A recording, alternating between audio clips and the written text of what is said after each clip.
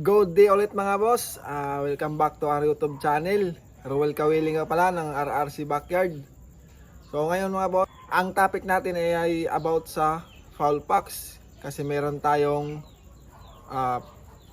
subscriber na tanong kung paano daw maiwasan yung bulutong sa kanyang mga sisiyo. Kasi lahat ng kanyang mga sisiyo daw tinamaan ng bulutong.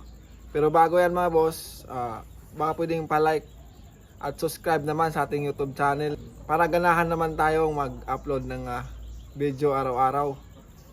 Ito palang tip ko sa inyo mga boss ay ito yung mismong ginagawa namin dito sa aming munting manukan. Kaya hindi nagkakabulutong yung aming mga sisiyo. Proven na talaga sa amin mga boss, no? Pero baka may magsabi dyan na, boss, mag-vaccine na lang.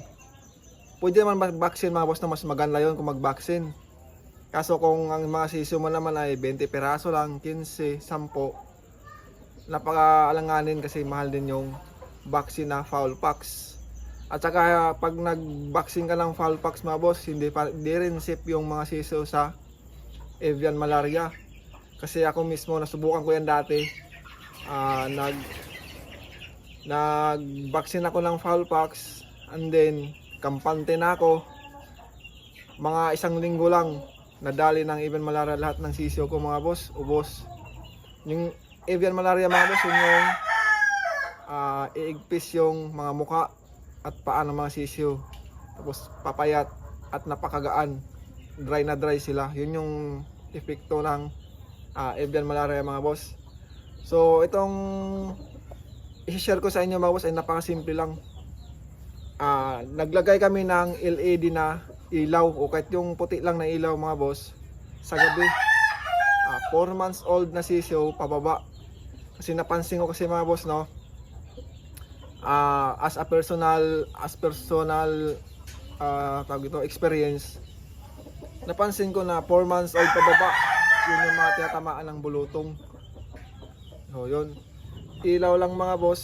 Tapos tuwing gabi na lang, wag na lang bigyan sa umaga.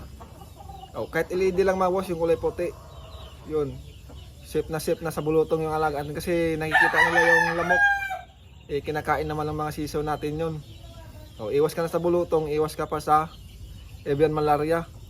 Din meron namang iba mga boss na ginagawa, nilalagay nila sa tent pag gabi. Kaso mas hassle yun mga boss para sa akin, kasi lalagyan mo palang ipa o kaya sapin, din nilinisin mo araw-araw. So mas hassle yun. Di tulad ng ilaw, on mo lang sa gabi, off mo lang sa umaga. So yun lang mga boss, no. Effective yan sa amin mga boss. Sana'y makatulong at maraming salamat din. Thank you.